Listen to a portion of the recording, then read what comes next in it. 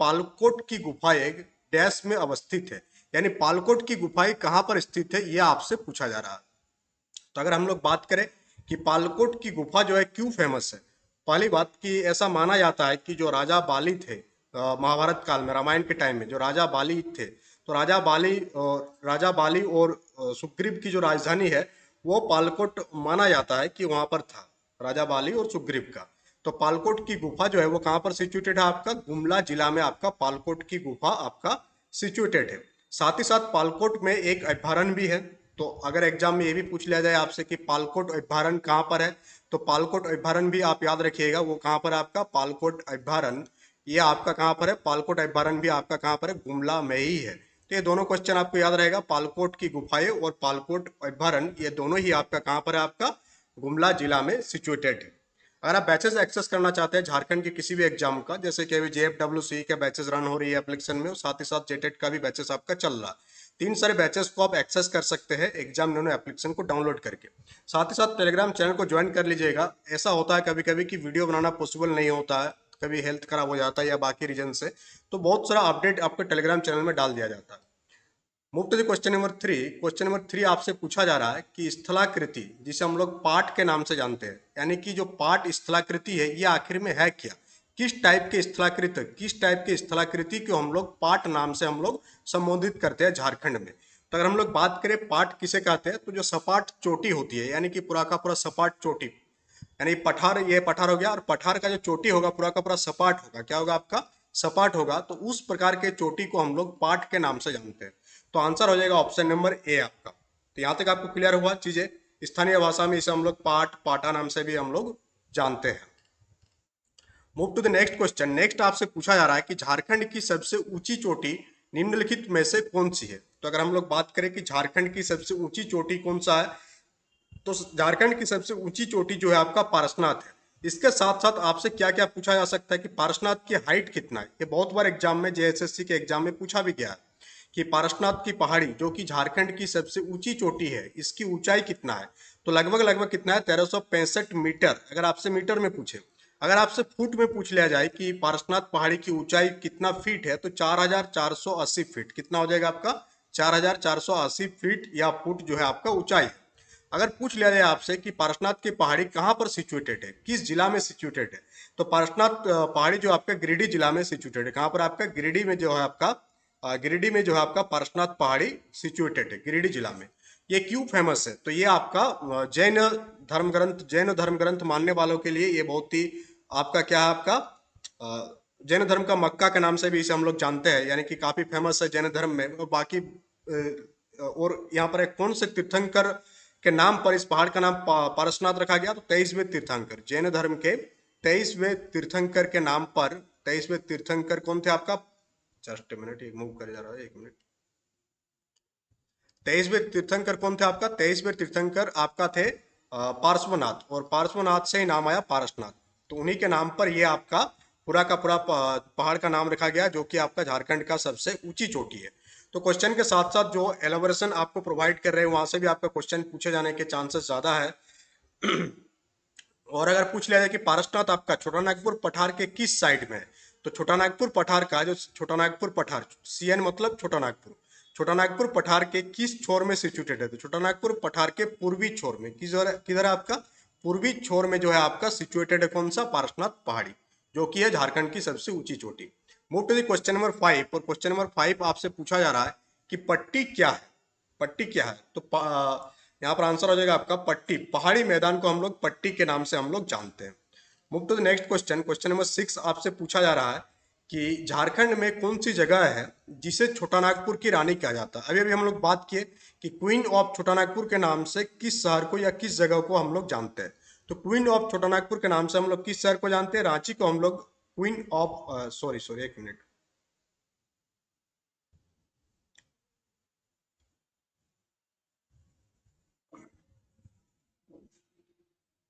ये आपका छोटा नागपुर की रानी भी कहा जाता है। कौन सा हो जाएगा आपका, यहाँ पर नेतरहाट हो जाएगा। कौन सा हो जाएगा आपका, नेतरहाट। नेतरहाट को हम लोग छोटा नागपुर के रानी के नाम से भी हम लोग जानते हैं। तो यहाँ रांची नहीं होगा, छोटा नागपुर की आंसर हो जाएगा इसका आपका नेतरहाट। तो कौन सी जगह है जिसे छोटा नागपुर की रानी भी कहा जाता है, तो आपका आंसर यहाँ पर हो जाएगा नेतरहाट, जो है आपका छोटा नागपुर की रानी भी कहा जाता है। तो ऑप्शन नंबर बी आपका यहाँ पर सही उत्तर हो जाएगा।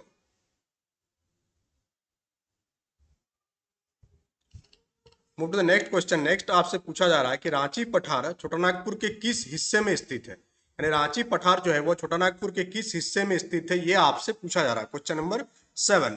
तो क्वेश्चन नंबर 7 का जो आंसर हो जाएगा वो क्या हो जाएगा आपका, कि रांची का जो पठार है वो छोटानागपुर का आपका दक्षिण हिस्से में स्थित है। किधर आपका दक्षिण हिस्से में स्थित है।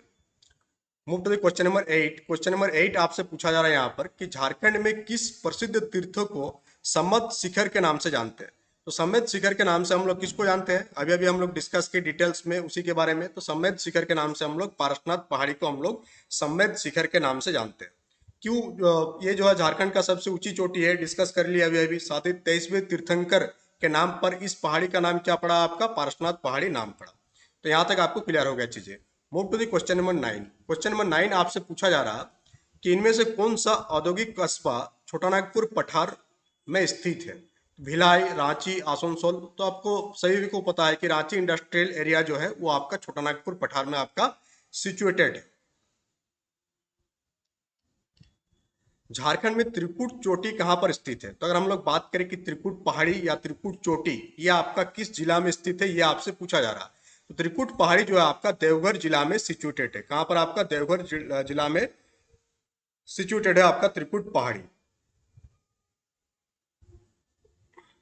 और हम लोग बात करें कि इसकी ऊंचाई कितना है त्रिकुट पहाड़ी का, तो इसका ठीक है, यहाँ पर हम लोग ऊंचाई वाला डाटा बाद में देखते हैं। त्रिकुट चोटी कहाँ पर स्थित है आपका, देवघर जिला में आपका त्रिकुट चोटी आपका सिचुएटेड है। Move to the question number 11। Question number 11 आपसे पूछा जा रहा है कि झारखंड का मुख्य प्राकृतिक प्रभाग कौन सा है।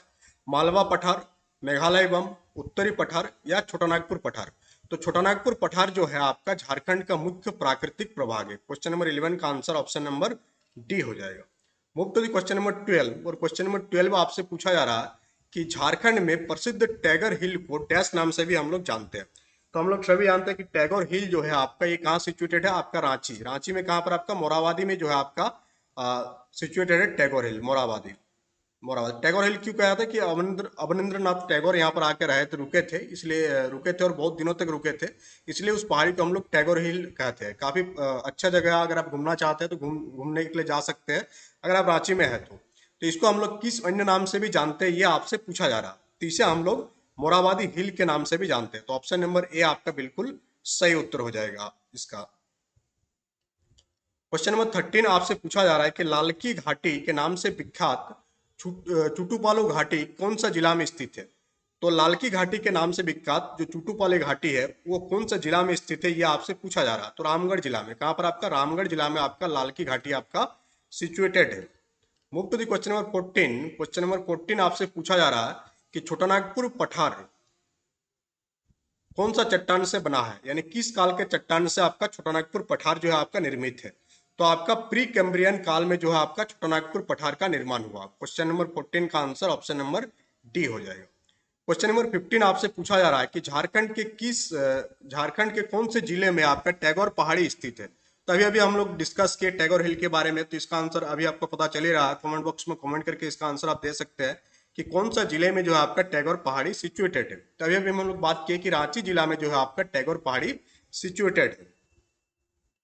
Move to the question number 16। Question number 16 आपसे पूछा जा रहा है कि झारखंड का सबसे ऊंचा पर्वत शिखर कौन सा है। तो पारसनाथ पहाड़ी, पारसनाथ शिखर जो है वो झारखंड का सबसे ऊंचा पर्वत शिखर है। कितना ऊंचाई है इसका, 1365 मीटर।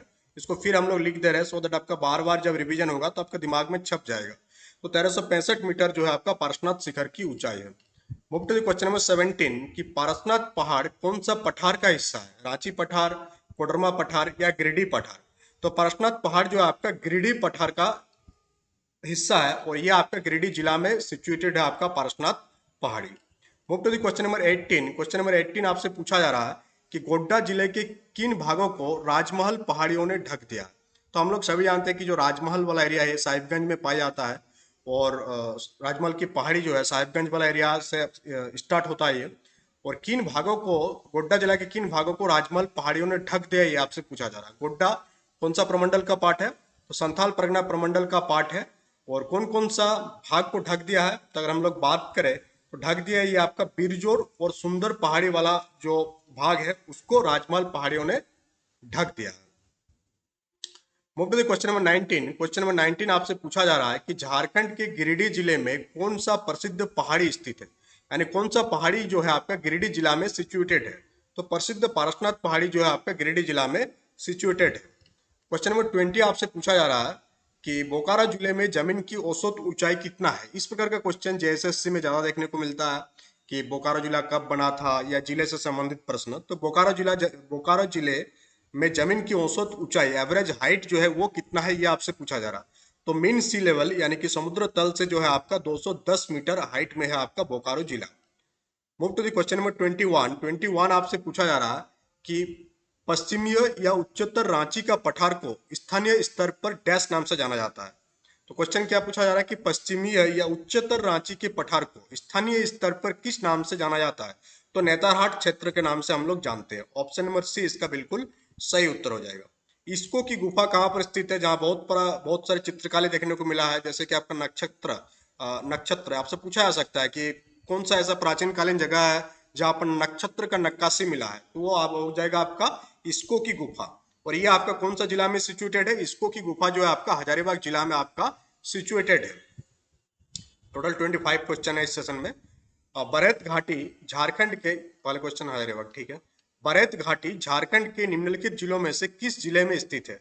तो बरैत घाटी जो है आपका साहिबगंज जिला में स्थित है। कहाँ स्थित है आपका, साहिबगंज जिला में आपका बरैत घाटी सिचुएटेड है। क्वेश्चन नंबर 24 आपसे पूछा जा रहा है कि छोटानागपुर में फुसफुस बलुआ मिट्टी किस क्षेत्र में पाया जाता है। तो छोटानागपुर में फुसफुस बलुआ मिट्टी जो है आपका दामोदर घाटी क्षेत्र में पाया जाता है। क्वेश्चन नंबर 25 और आज का सेशन का लास्ट क्वेश्चन है कि निम्न में से किस क्षेत्र में काली मिट्टी पाया जाता है, यानी झारखंड के कौन सा एरिया है जहां पर हम लोगों को काली मिट्टी देखने को मिलता है। तो हजारीबाग एरिया में काली मिट्टी हम लोगों को देखने को मिलता है। और काली मिट्टी जो आपका कपास की खेती के लिए सबसे ज्यादा उपयुक्त है, बट इधर उतना नहीं होता। अगर महाराष्ट्र वाला एरिया में आप जाएंगे तो वहाँ काफी कपास उगाया जाता है, वहाँ का मिट्टी भी काली है। तो काली मिट्टी झारखंड में कहाँ पाया जाता है, हजारीबाग में पाया जाता है। तो इस प्रकार से टोटल 25 क्वेश्चन हम लोग डिस्कस किए। और जैसे कि आपको बताए थे कि JFWC के एग्जाम से पहले आपका 1000 क्वेश्चन आपको करा दिया जाएगा MCQ। और अभी तक काफी सेशन हम लोग ले चुके हैं। आई थिंक 300 क्वेश्चन तो अभी तक कंप्लीट हो गया होगा MCQ। और 700 MCQ आप लोगों को कराना है, जो कि यूट्यूब के माध्यम से आप लोगों को देखने को मिल जाएगा। और इसका कोर्स अगर आपको एक्सेस करना है, नोट्स टेस्ट सीरीज वगैरह जो to the point exam point of view से काफ़ी इंपॉर्टेंट है, तो वो आप एक्सेस कर सकते हैं एग्जाम नोनो एप्लीकेशन को डाउनलोड करके। वहाँ पर आपको जो नोट्स मिलेगा प्रिंटेड एंड हैंड राइटेन दोनों बोथ मेथड में मिलेगा। वो साथ ही इसमें आपको 10 टेस्ट सीरीज भी प्रोवाइड कराया जाएगा। और हम लोग बात करें टेस्ट सीरीज का, तो टोटल अभी तक टेस्ट सीरीज में 3 टेस्ट सीरीज फुल लेंथ आपका अपलोड हो चुका है पेपर थर्ड का। 3 आपका पेपर थर्ड का हुआ है और आई थिंक 1 आपका पेपर 1 का है। टोटल 15 टेस्ट सीरीज आपको प्रोवाइड कराया जाएगा, जिसमें पेपर थर्ड का जो टेस्ट सीरीज होगा वो टोटल होगा 10 और पेपर 1 का जो टेस्ट होगा वो होगा 5। तो इस प्रकार से काफी आपका रिवीजन हो जाएगा एग्जाम से पहले, सो दैट एग्जाम में ज्यादा टेंशन आपको लेना ना पड़े। एग्जाम से पहले जितना हो सके आप चीजों को रिवाइज करें, मेहनत कीजिए, क्योंकि एग्जाम हॉल में जितना आप आज मेहनत करेंगे उतना ही बेटर आप कर सकते हैं एग्जाम हॉल में। अगर अभी मेहनत आप कम करेंगे तो एग्जाम हॉल में आपको वो परफॉर्मेंस देखने को नहीं मिलेगा जो आप मेहनत के बाद आपको परफॉर्मेंस देखने को मिलेगा। इसलिए मेहनत का कोई भी दूसरा सब्स्टिट्यूट नहीं है, आपको पढ़ना ही होगा। जैसे कि यहाँ पर सामान्य अध्ययन से 40 क्वेश्चन पूछा जाएगा, झारखंड जीके से 50 क्वेश्चन पूछा जाएगा, मैथ से 10 और विज्ञान से 20 प्रश्न पूछा जाएगा।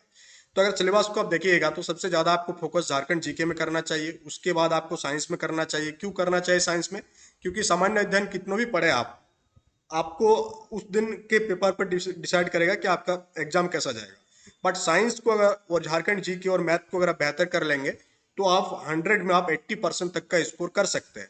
बट जीएस के सेक्शन में आप पूरा गारंटी के साथ ये नहीं कर सकते कि 40 क्वेश्चन में आप 80% क्वेश्चन आप सही कर देंगे, क्योंकि डिपेंड करता है कि उस दिन का पेपर कैसा था, उस दिन का पेपर कैसा था, और जो चीजें आप पढ़े वो आपका मैच हुआ कि नहीं। ये प्रॉब्लम है जीएस के साथ। इसलिए आप देखे होंगे कि पूरा ऑल ओवर इंडिया का सबसे टफेस्ट एग्जाम यूपीएससी को कहा जाता है। क्यों कहा जाता है, यही कारण है क्योंकि वहां पर जीएस इतना ज्यादा पूछा जाता है कि बच्चों को जो भी तैयारी करते हैं, एक बार हम भी किए थे तैयारी काफी लंबे टाइम तक, तो जो भी तैयारी करते हैं कि सबसे ज्यादा प्रॉब्लम यहीं पर फंस जाता है। क्या कहाँ पर फंस जाता है कि हम लोग क्या करते हैं, जीएस पढ़ते रहते हैं, रिवीजन करते हैं, एमसीक्यू लगाते हैं, बट उस दिन जिस दिन आपका एग्जाम रहेगा, जिसे हम लोग डी डे के नाम से जानते हैं, उस दिन काफी कुछ डिपेंड कर जाता है कि आप साल भर जो मेहनत किए और आप एग्जामिनर आपके लिए जो पेपर सेट किया उसमें कितना मैच हुआ, यानी फ्रीक्वेंसी कितना मैच हुआ। अगर दोनों की फ्रीक्वेंसी मैच नहीं हुआ तो जीएस पूरा का पूरा काट के रख देता है। कितने बड़े बड़े महान से महान विद्यार्थी भी जीएस में नहीं कह सकते कि हाँ 100 में से 100 हम सही बना देंगे। बाकी मैथ में आप बोल सकते हैं, साइंस में आप बोल सकते हैं, झारखंड जीके में मान सकते हैं कि 95% 90% तक का स्कोर आप कर सकते हैं। वो झारखंड जीके में करते भी है। अगर आप जेपीएससी का पेपर देखेंगे, आप जेएसएससी का पेपर देखेंगे, तो वहाँ हम लोग को देखने को मिलेगा कि विद्यार्थी जो आराम से 90% तक का स्कोर कर दे रहा है किसमें, झारखंड जीके में। जैसे अगर जेपीएससी का बैचेस जो हम लोग लाने का प्लान कर रहे हैं, तो जेपीएससी का जो बैच होगा उसमें झारखंड जीके काफी इंपॉर्टेंट रोल प्ले करेगा। अगर आप जेपीएससी का तैयारी करना चाहते हैं तो अभी से आपको झारखंड जीके पर फोकस करना होगा। जीएस पर तो फोकस जितना कीजिएगा कीजिएगा, बट अगर झारखंड जीके आपका कमजोर रहेगा तो वहां आप पीटी में ही बाहर हो जाएंगे। तो अगर जेपीएससी का तैयारी कर रहे हैं आप और या आगे आने वाले टाइम में प्लानिंग कर रहे हैं तो अभी से जो है झारखंड जीके पर फोकस कर दीजिए। काफी डीपली पढ़ना स्टार्ट कीजिए, छोटा छोटा चीजें नहीं, क्योंकि जो क्वेश्चन पूछा जाता है वो डीपली पूछा जाता है जेपीएससी में। और अगर हम जेएसएससी में बात करें तो जिस प्रकार से आपको क्वेश्चन यहाँ दिया जा रहा है इसी टाइप के क्वेश्चन आपको एग्जाम में देखने को मिलेगा। और यहाँ ऐसे बहुत सारे क्वेश्चन है जो जेपीएससी के प्रीवियस ईयर से भी लेते हैं हम, सो दैट आपको दोनों लेवल की तैयारी एक ही बार में हो जाएगी। ऐसा ना हो कि आप बैच लिए हैं एक बार झारखंड जी का बैच आप जेएसएससी के लिए ले रहे हैं, अभी जेपीएससी के लिए ले रहे हैं। हाँ, कुछ टॉपिक आपका अलग है जो जेएसएससी में देखने को नहीं मिलेगा, जैसे सीएनटी एक्ट हो गया, एसपीटी एक्ट हो गया, ये सब। तो बाकी चलिए मिलते हैं नेक्स्ट क्लास में। Thank you for attending the session.